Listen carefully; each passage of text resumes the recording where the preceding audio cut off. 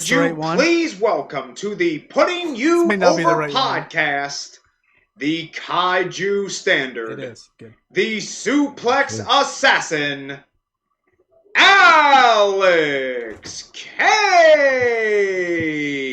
That was awesome. Hey, big shout out to Ryan Romano on Twitter, man. He's our hype man. Oh man, hey, if I don't already follow him, I'm gonna follow him. Yeah, I'll send you his info after. How you doing tonight? I'm good, man. I'm good. Sweet. Yeah. Same here.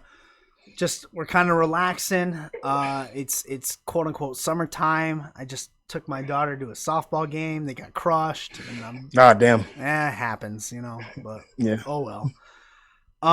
We watched the MLW round. Was it round 3, Vanessa? Draft? It's 6. Round 6. Fuck, jeez. Where have you been? I'm wait. Well, after they announced. I didn't even watch it, and I knew.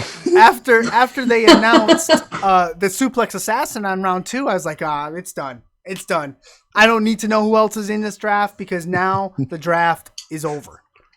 Thank you. I appreciate that. Yeah, no problem. You're gonna make your MLW debut at the old ECW arena on July 10th. What is that feeling like? It's awesome. It's funny. I think it was not last year, but the year before that, before COVID, they did the Evolve anniversary show in that building. Yeah.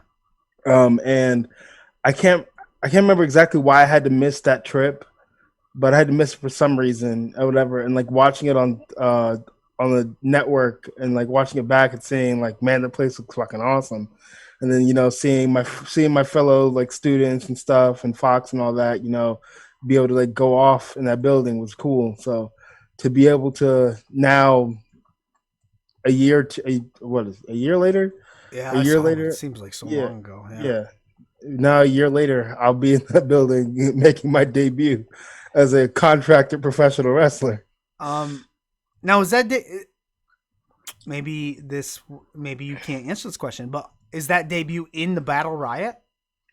I don't know. Okay. I really don't know. They haven't announced me because I didn't know they were going to be announcing people for the Battle Riot. I just assumed that we'd all be in there, but apparently they're announcing people. Not apparently, they are announcing people who's going to be in it. And then they're also announcing like singles matches and other matches and stuff. So they haven't told me anything. Yeah. I was excited. I first stumbled upon you at WrestleMania weekend this year. Oh. Let me see if I can remember the actual show. You wrestled Keith. Oh gosh, it's gonna drive me Brian nuts. Keith? Yes. At oh gosh. IWTV Family Reunion? Family Reunion. I just watched it today, yeah. And I was like, this guy's from Suplex Island. Oh, his gimmick, he better come out and show me something. And you did. And then I saw you. Yeah, you did. And you stuck in my mind because then when I saw you drafted for MLW, I was like, fuck, man, I know that guy. That's the guy from Suplex Island. And so that's where I first saw you. 100 different suplexes. 100. I didn't even know that was possible. Is this recording? Oh, we're live. Oh, we're live? Oh, okay, good. What do you need? I was making sure.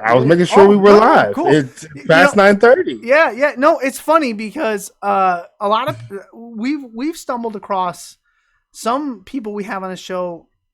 We tell them it's live. Vanessa always tells you it's live, and some people don't know, and it comes into play at the end when I go, "Hey, good night," and they just hang around. But yeah, no, we're live, and you can swear if you want. You can do whatever you want. Really, it's laid back. It's laid back. We're cool. 100 different suplexes, and I'm still trying to figure out even more ways to manipulate the human body. Every day, actually, trying to find something new.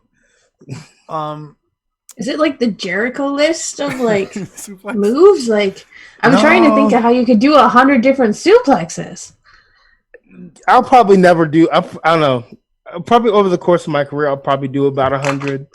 But 100 different suplexes in a season, probably not going to happen. You won't see that. You'll see 30, maybe 30.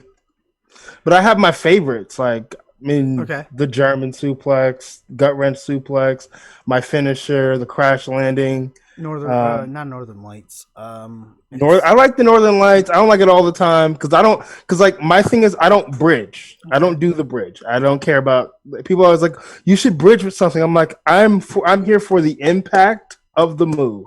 That is what I'm here for. I'm here to hurt people, not look pretty.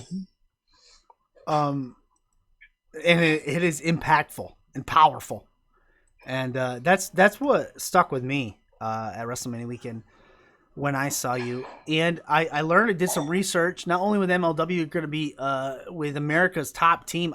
First of all, I think your amateur background, your collegiate wrestling background, fits perfectly with everything that MLW is trying to do.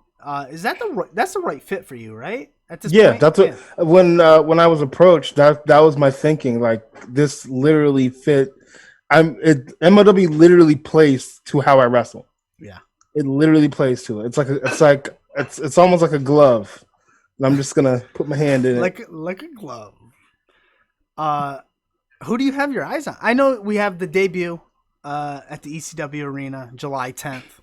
But who do you have your eyes set on? Who are you gonna get? Who are you gonna suplex first? Man, I would love to suplex Hammerstone first. Yeah, throw him in his white jeans. Yeah, throw him and his white jeans, red jeans, whatever jeans he has on. I think Jacob Fox-Hu would definitely be a banger. Yeah. Myron Reed would be one, whether that happens there or on the Indies. Yeah. Who else? I've watched some of Richard Holiday, and him. Oh, I want to wrestle him just because he's a douche. Yes. Suplex him right out of that rarefied air. He's been on this show, and he is a douche. He is. He came out with a mustache and a suit. He barely gave us the time of day. Yes, you can suplex him any day of the week. And they just signed EJ. I'm not going to butcher his last name. I can't say his last name. We already did it. We butchered it earlier tonight. Oh, it was Naduku? Yeah. Something like that. The Judge, EJ the Judge. EJ the Judge. Yeah. I want to wrestle him. Yeah. I want to wrestle him. I mean, I can't, because I think when he got released, I was trying to find like a match of his, and I couldn't find anything. But I like suplexing skyscrapers, so yeah. Tankman. I see you and Tankman as a great that'd be match, fun too. for sure. That'd be a good one. And you mentioned it earlier, Fox, the guy who trained you. You're from Atlanta, Georgia, correct? Yes. Yeah. So you got started with Fox, and I learned that. So you started training, and then 5 months in, you got your debut. Or 5-6 months, something like that. Yeah. So and you were an amateur collegiate wrestler. So did professional wrestling training did it come easy to you? Yeah, like all like the moves and stuff came pretty easy because I already knew how to wrestle. Right. The only thing that was like difficult for me was like remembering spots. Okay. That was the only thing that was difficult for me. At the beginning, I was like, I was like, Fox, I don't want to do any spots ever. If I don't have to do them, I don't want to do them. But as I kept going on, they became easier and easier. And then I learned that, you're going to have spots in your match. It's inevitable. Explain to me. Explain to me what you mean when you say it's inevitable that you're going to have spots. So like a high spot, like a dive or something like that. Yeah, like you're gonna have high spots, whether it's a dive or something off the top or whatever. A high spot can be anything. It's a high spot can literally be anything. Like you're building to something. Okay. You're gonna get to the high spot. It can be anything. Okay. It can be a headlock takeover, I think. Yeah. Yeah. If it's the storyline is correct. Yeah. Psychology. The storyline's right, it's built right. Yeah, it can be a headlock takeover. What made you fall in love with wrestling? I'm trying to think. Had it the other day. I was thinking about it the other day. I went to this yard sale when I was like 5. I thought I was like 6 or 7. I love it. Was in my neighborhood. Yeah, I mean I haven't been to a yard sale in a very long time, but I'd love to go to another. I just went 2 weekends ago for the first time in like 2 years. Oh, nice. Yep. And one of the kids in my neighborhood, he was selling a bunch of his stuff, and he had Stone Cold Demolition. And I didn't know who Stone Cold Steve Austin was. I've seen a little bit about professional wrestling here and there, but like I didn't know like who everybody was. But he kind of gave me the rundown of who Stone Cold Steve Austin was. I bought the VHS, I took it home, and I watched it. And from that day, I watched it every single day. So essentially, I got into professional wrestling through Stone Cold Steve Austin. Yeah. So Stone Cold Steve Austin, Demolition, that was, were they building towards his match with Kane? Building towards match with Kane. With Kane, right? 98-ish, maybe? Yeah. Yeah. Oh, wow. It's like in today's day and age, people would have said, I stumbled across the YouTube video of blah, blah, blah, blah, blah, blah. Nah. It doesn't happen. Did you get flack as a kid for liking wrestling or wanting to be a wrestler?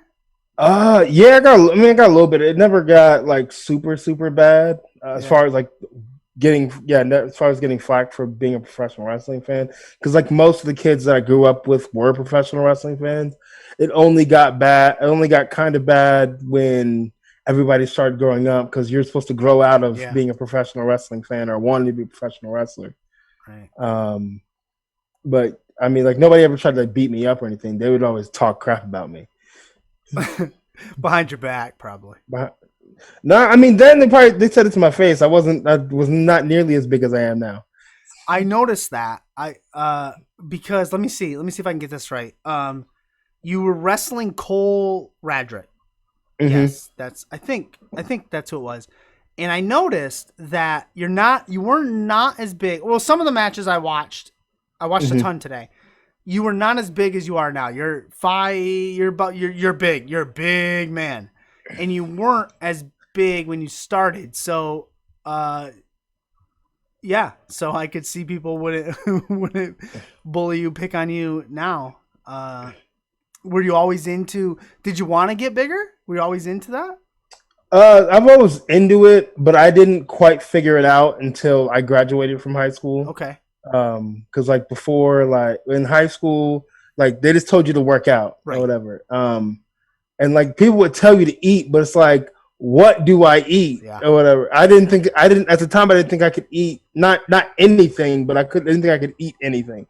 If that makes sense. Yes. Like I thought it had to be like specific foods, and it's not. But I didn't really figure it out until after high school, when I realized that the internet is right here and I can just type it in and look it up. Just Google it. Before I was just using YouTube to find like workout videos to do, and I'm over here trying to figure out why am I not getting bigger. Right. You gotta drink those protein shakes. Protein shakes, whole foods, chicken, beef, vegetables, bread, all of it. Now, I have learned that you have a very weird protein shake that you learned on TikTok, which is where I ran into you. Would you like to let us know what the ingredients for that shake Chicken breast, spinach, peanut butter, and apple juice. Blend that up.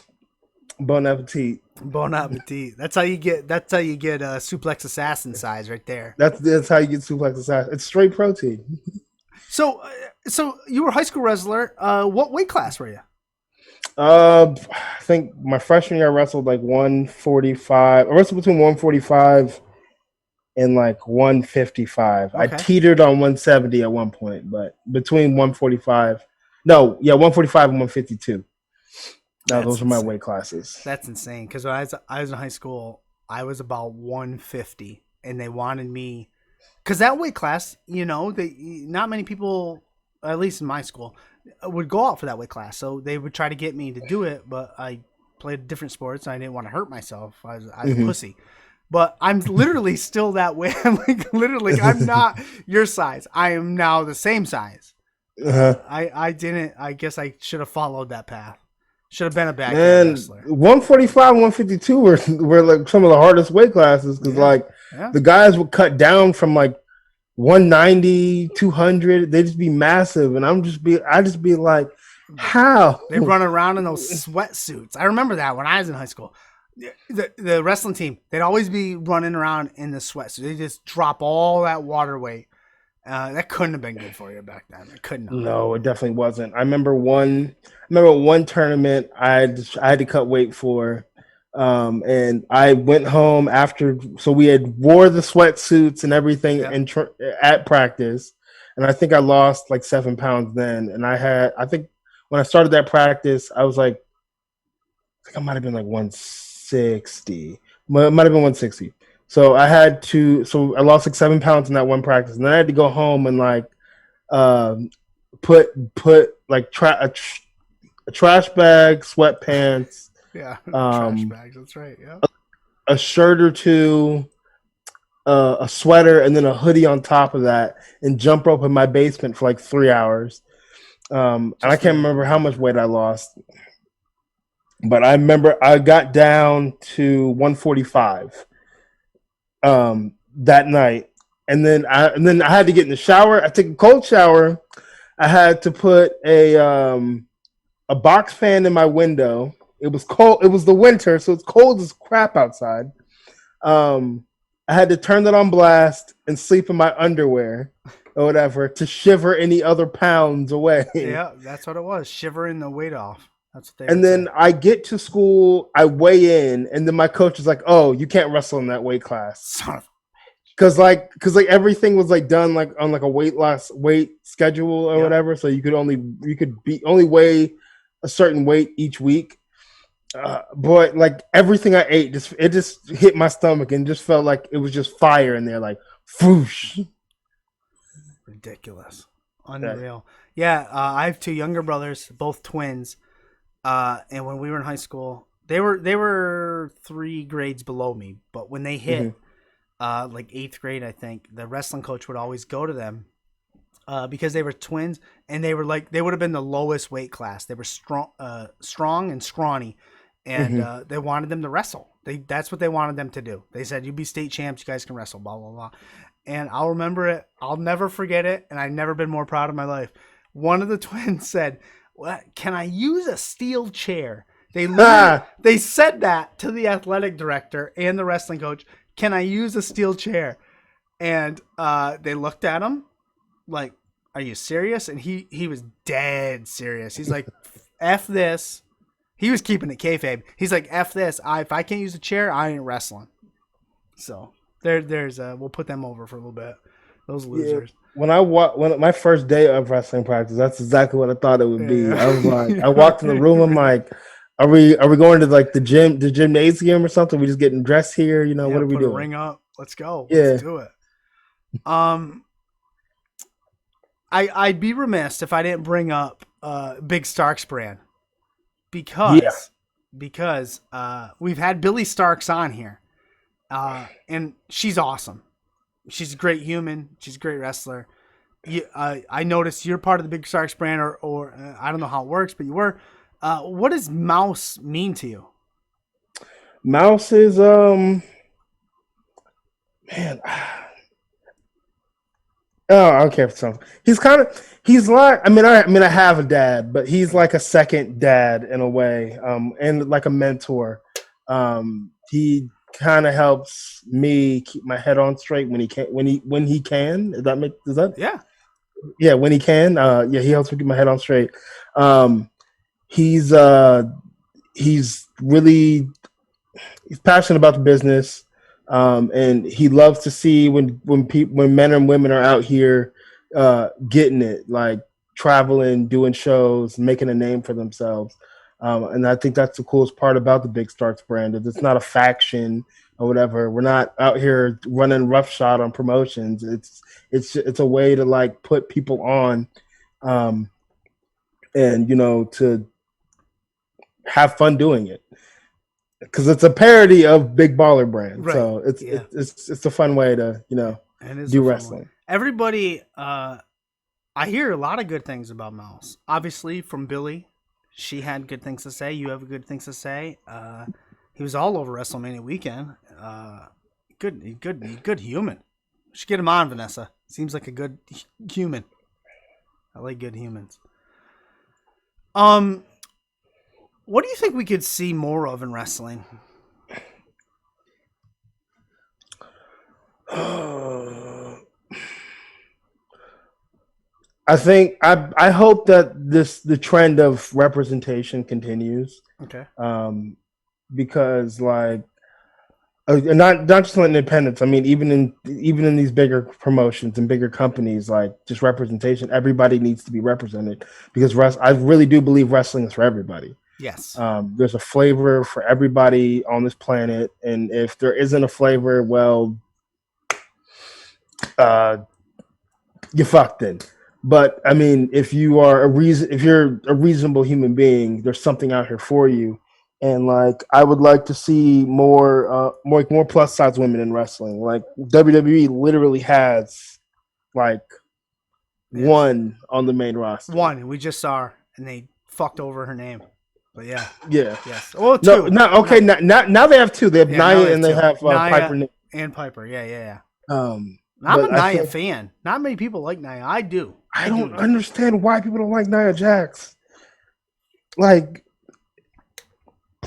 they say she's dangerous in the ring. You're a wrestler. Is she dangerous in the ring? No, she's not dangerous. Shit literally happens. Like, I remember, like, there's like that powerbomb that she did. It was safe. Powerbombs are one of those things where it's like you take the best bump you possibly can. Right. And it's not like she threw her down. I know some guys that literally throw people into the mat, and like, you're not supposed to do that. You're supposed to let them fall and take their own bump. Right. And she let her fall and take her own bump. She was good. I've taken power bombs where dudes are like, boom, and I'm like, doom, and I'm rocked for a second. Like, is this real life? Right. Yeah. People say she's bad in the ring. She's hurting people. But it takes two to tango. Yeah, people don't know what they're talking about is what it is. I want to see more. I also want to see like people respect chain wrestling. Okay, yeah. I want to see people because like I think about it like this: if chain wrestling's the introduction, I mean, if you pass the entrances are the introduction, but the chain wrestling is the introduction to whether you can wrestle or not. Can you wrestle? Right. And if you just kind of like, if you're just trading holds and there's no struggle to it, and you're just breezing through it so you can get to whatever the first running spot is, I feel like you take people out. Like, you definitely take me out of the match. Like, if I see that in a match, I'm at a show and I'm watching a match and I see that, I'm like, nah, I'm done. I'm gonna go do something else with my time.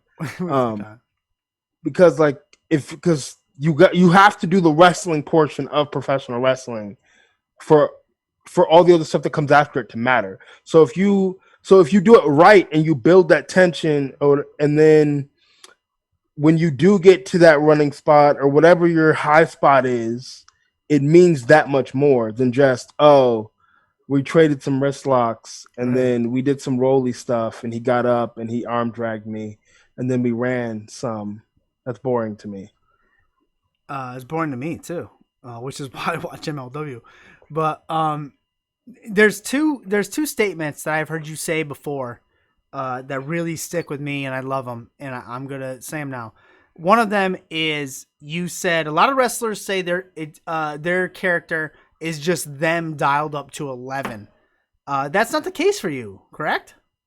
No.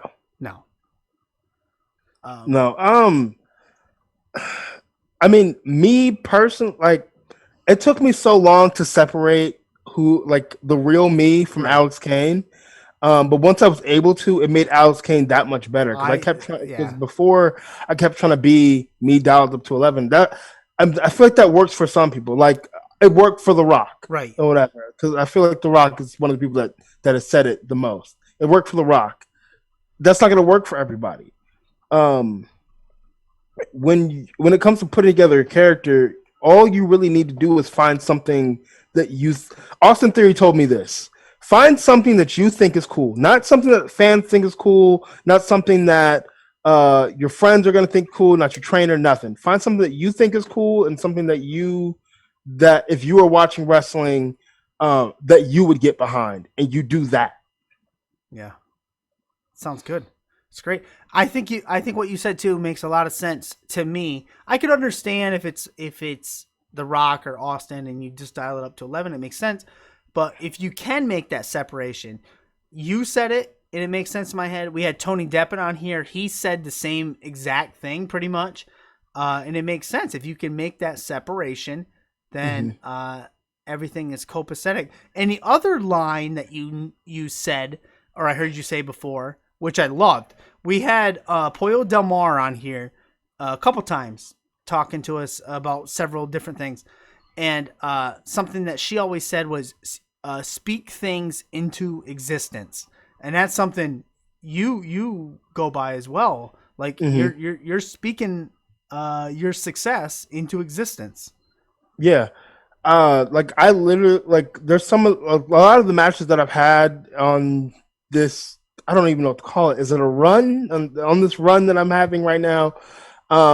Like I was talking about in my first year, like before I even started like really like getting out here and working shows, I'd be like, I want to wrestle this person, I want to wrestle this person. And I wasn't posting on social media because I hate when dudes make lists. Yeah. Because it's like, if nobody books it, it doesn't matter.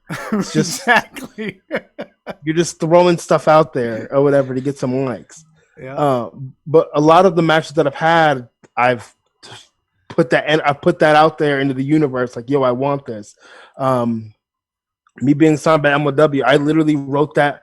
Being signed by a major company is what I wrote down on my list at the beginning of the whole quarantine deal. I had a few other goals on the list, but when I went back and looked at that list, because I forgot that it was in my top drawer, and I went and looked at it, like I started crying. Yeah. Because I had accomplished that goal. I accomplished it pretty quickly too, but I accomplished that goal, and that was dope to me. So I always try to tell people write your stuff down if you want to, but make sure you speak it or whatever. Because like I'm not a religious person or anything like that, but I do believe in if you put certain energies out there, they'll return to you. So try to put out as much positive energy as you can, and it'll return to you. For sure. Yeah, it's I tell my kids all the time with a lot of the sports that they do, speak things like you're confident, say you're going to do this, and visualize it. If you can use mental imagery, like that's huge. Like mental imagery is huge with accomplishing things, for sure. But why is Ant-Man the greatest Marvel character? Because Ant-Man, he can either be real big or real small, but it doesn't matter. He's powerful as fuck. For sure. I'm a big Ant-Man fan. I know Vanessa love Ant-Man. My kids love Ant-Man. And he's funny. It's funny. Good movie. Well, he's like the comeback kid. Come on now. Yeah, it's comeback kid. You can't. How you gonna be against Ant-Man? I want to meet the person that's against Ant-Man. I don't want to meet them because I might have to break their nose. You can't. I'd pay to see that. Yeah. See, I'd pay to see that. There you go. Yeah. So let's talk about social media for a minute. So I saw you at WrestleMania weekend.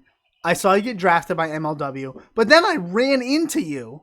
I guess that's the best way to say it, on TikTok. And I'm like, motherfucker, I know this guy. I saw him. Well, I don't know you, but I saw him wrestle. I know he's a wrestler. So, why did you go on TikTok?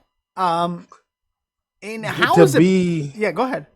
To be dead honest, if I first got on TikTok from seeing all the what is it? What's the youngest generation right now? Beats the hell out of me. Is it alphas?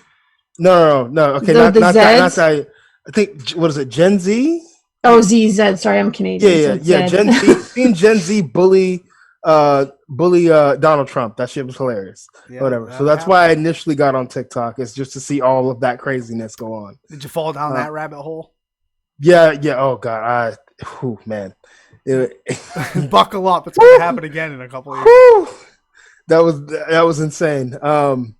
And then like I kind of got around to the point to where, okay, maybe I should like clean all this up or whatever, try to get away from a lot of this stuff and just like start like posting like my wrestling content on there. Yeah, a lot of good wrestling stuff on there. And I mean, I didn't really get serious about it until like a few months ago. Yeah. Because like I'd post something, it wouldn't get any views. It happened. Look, I don't know anything about TikTok. I don't understand it. I don't know what gets views and what doesn't. All I personally do is post things I think I would want to hear. That's what I do.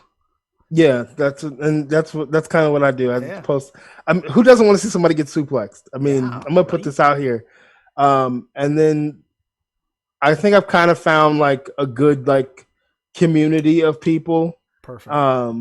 Who like what I do, like professional wrestling. So like, it's crazy. Sometimes it's crazy opening my phone and seeing 44 notifications. I'm like, okay, because I'm trying to get to 1,000. I'm definitely trying to get to 1,000 so I can do lives and stuff. For sure, because that'd be awesome. Let's get them there. Oh shit, I suck. I didn't post any. There you go, right there. I got them in the links and the commands. TikTok.com/@the-Suplex-Assassin. That's on TikTok and obviously Twitter, Alex_Kane11, which you can see on the screen as well. Suplex My TikTok handle was literally Suplex the Racists at one point, and then I changed. I was like, I don't know if major companies are gonna like this. I mean, ixnay that. Yeah, just gonna X that out. X that out. Get away from that one. Oh, anyways, I and I took a gamble. Because normally I let Vanessa do all the booking because when we both did it, it didn't work out so well. And I was like, you know what? I follow this guy on TikTok. He seems very personable. I'm going to reach out to him.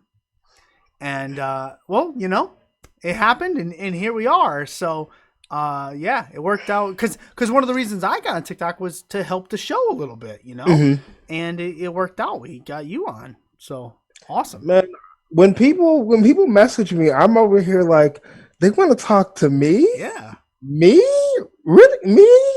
Okay, cool. I want to talk to you too. Shit. For sure.